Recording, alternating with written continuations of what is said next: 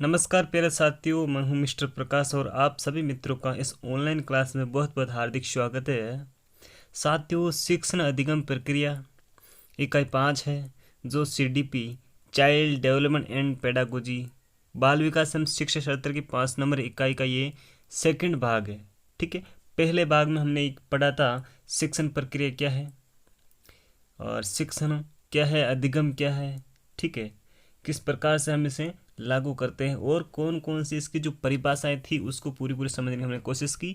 और इस क्लास में हम ये जानेंगे कि जो शिक्षण अधिगम प्रक्रिया है इसका दृष्टिकोण कैसा है, भारतीय दृष्टिकोण क्या कहता है, पाश्चात्य दृष्टिकोण क्या कहता है, और आगे भी बहुत ही महत्वपूर्ण जो फैक्ट हैं, जो नॉलेजेबल चीज़ हैं आपके सामने प्रस्तुत है। ये इस प्रकार से मैंने आपके लिए सारे डायग्राम तैयार किए हैं।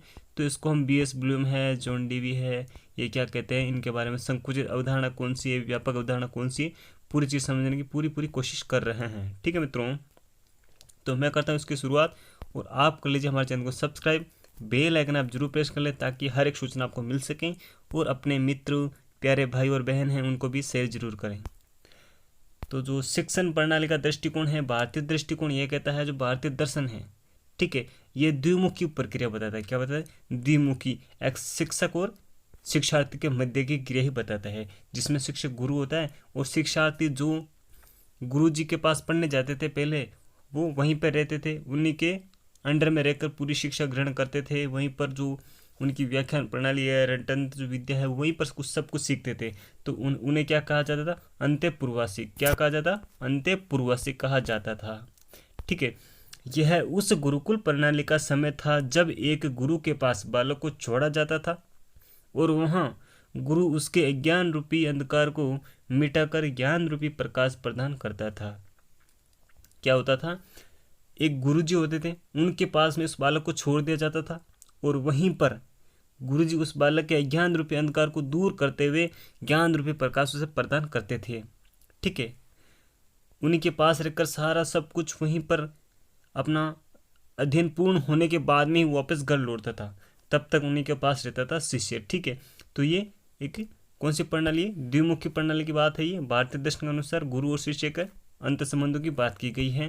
ठीक है, अब हम बात करते हैं आधुनिक या पाश्चात्य दर्शन। ये क्या कहता है? आधुनिक वर्तमान समय में जो प्रचलित है, ये अपने आप को त्रिमुखी प्रणाली बताता है। कैसे? शिक्षक, शिक्षार्थी और विषय वस्तु, इन तीनों के अंत संबंधों से शिक्षण प्रक्रिया शुरू होती है, इनका कहना ये है। तो जान लेते हैं ये कौन सी क्या प्रणाली है। देखो, पहला आता बालक यानी शिक्षार्थी, शिक्षक और पाठ्य पुस्तक। अब शिक्षक क्या करते हैं?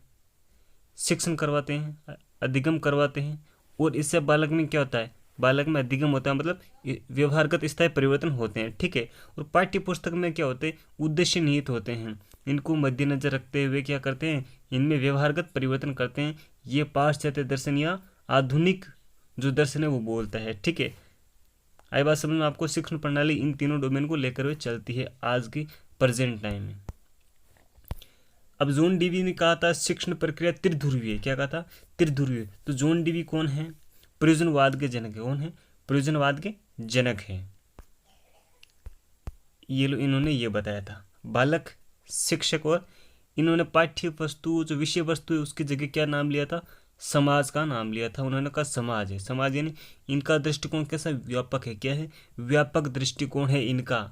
जी हाँ, पाठ्य वस्तु या फिर विषय वस्तु से हटकर इन्होंने समाज को लिया है। समाज में हर एक चीज़ आ जाती है, जैसे कि शिक्षा तो है ही है, वहीं पर नैतिकता है, अनुशासन है, एक अच्छा नागरिक है।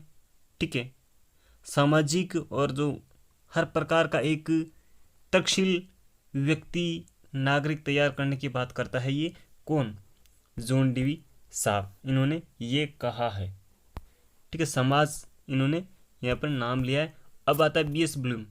BS ब्लूम ने इन्होंने त्रिमुखी प्रक्रिया बताया, बट इन्होंने एक चीज़ अलग हटकर बताई जॉन डीवी से। क्या बताई थी? इन्होंने बालक भी बताया, शिक्षक भी बताया, जबकि इन्होंने समाज की जगह नाम क्या लिया? पाठ्यक्रम लिया था। क्या लिया था? पाठ्यक्रम। मित्रों, पाठ्यचर्या और पाठ्यक्रम में बिल्कुल फ़र्क होता है। मैं आपको बता देता हूँ, यहीं पर आपके लिए क्लियर कर देता हूँ। मान लीजिए ये कोई गोल घेरा है और इसके अंदर छोटा सा घेरा ये। अब ये छोटा घेरा ये तो है पाठ्यक्रम। क्या है?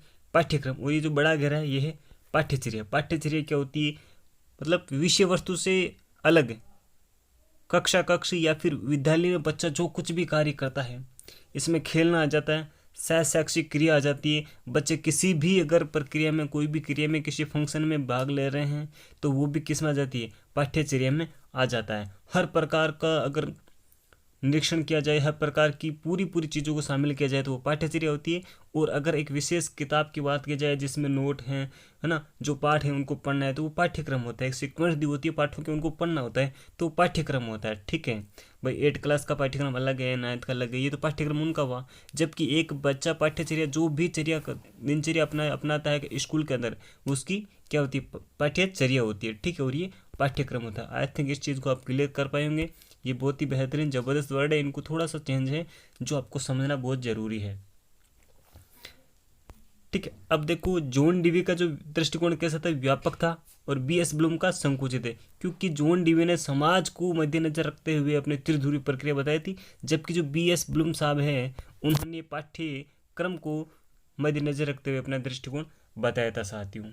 ठीक है, अब हमने जब शुरुआत से बात करते आ रहे हैं कि भाई शिक्षण अधिगम की जो प्रक्रिया है, ठीक है, उसके संबंध में हमने बातें की हैं।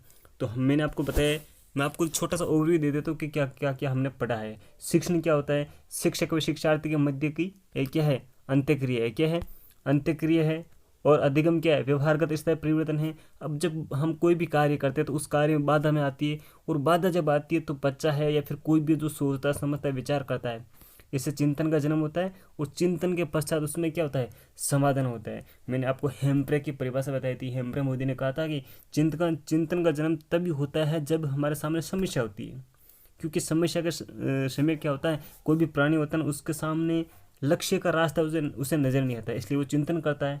ठीक है, तो शिक्षण कार्य भी एक प्रकार का क्या है, समस्या ही तो है। इसमें टीचर को सोचना पड़ता है। जब आप स्कूल में पढ़ाने जाएंगे बच्चों को, तो आप ये सोचेंगे मुझे क्या पढ़ाना है, मुझे क्यों पढ़ाना है, मुझे कैसे पढ़ाना है, मुझे कितना पढ़ाना, हर कुछ चीज़ आप सोचेंगे समझेंगे। फिर आप चिंतन करेंगे, और चिंतन आप करेंगे तब आपको उसका समाधान मिलता जाएगा और आपकी समस्या सोल्व हो जाएगी। इसी प्रकार से एन मुखर्जी ने क्या कहा था, मैंने आपको परिभाषा बताई है, बस थोड़ा सा दिल दिमाग में रखिएगा और एक सलीके के साथ पढ़ते जाइएगा, आपका हर एक प्रकार का डाउट क्लियर हो जाएगा मित्रों। एन मुखर्जी ने कहा है, शिक्षण कार्य प्रत्येक व्यक्ति के चाय के प्याले के समान नहीं होता, ये तो एक कला और विज्ञान है। क्या है, कला और विज्ञान है। किसने कहा था, एन मुखर्जी ने ये चीज़ हमें बताई थी मित्रों। ठीक है, शिक्षण एक प्रक्रिया है, शिक्षण कार्य है, तो कम से कम 2 व्यक्ति को होना जरूरी है, मतलब 2 चर तो होने बहुत जरूरी है। और तीसरा डोमेन क्या है, विषय वस्तु या फिर पाठ्यक्रम बोल सकते हैं, या फिर समाज व्यापक दृष्टिकोण हो गया, विषय वस्तु छोटा दृष्टिकोण हो गया। ठीक है, मॉरिसन ने और जक्स ने सेम परिभाषाएं दी थी। ये हमने कल के जो सेशन था उसमें पढ़ा था, और आज हमने पढ़ा है भारतीय दर्शन के अनुसार, पाश्चात्य दर्शन के अनुसार। आगामी हम कक्षा में ये पढ़ेंगे कि जो शिक्षण उपागम होते हैं वो क्या क्या होते हैं। देखो, शिक्षण उपागम का मतलब क्या होता है, उपागम यानी ये जो वर्ड है इसका अर्थ होता है उपाय या फिर तरीका। जो भी हम प्रणाली यूज कर रहे हैं उसमें हम कौन सा तरीका या फिर कौन सा उपाय यूज कर रहे हैं जिससे बच्चों को सरल, सुगम और आसानी से समझ में आ जाए। तो शिक्षण विधि है, सूत्र होते हैं, सिद्धांत होते हैं। इनका प्रयोग इसी सीक्वेंस में किया जाता है। पहले शिक्षण विधि का होता है, शिक्षण विधि में सूत्र आते हैं, और फिर सिद्धांत यानी चलने का तरीका हम काम में लेते हैं। तो शिक्षण विधि क्या है, शिक्षण सूत्र क्या है, शिक्षण सिद्धांत क्या है, इसके बाद में हम बात करेंगे साथियों एनसीएफ 2005, फिर हम बात करेंगे आरटी 2009। ठीक है, उसके बाद में आकलन है, मापन है, मूल्यांकन है, सीसीई है, सब कुछ मैं आपको पूरी यूनिट 5 बिल्कुल कंप्लीट करूँगा। तो मित्रों, इस सेशन से आप जुड़े और अपने प्यारे प्यारे दोस्तों के साथ इसे शेयर करें ताकि उनको भी इसका लाभ मिल सके। तो salute India, thank you for watching this video. नमस्कार प्यारे दोस्तों, ओके, थैंक यू।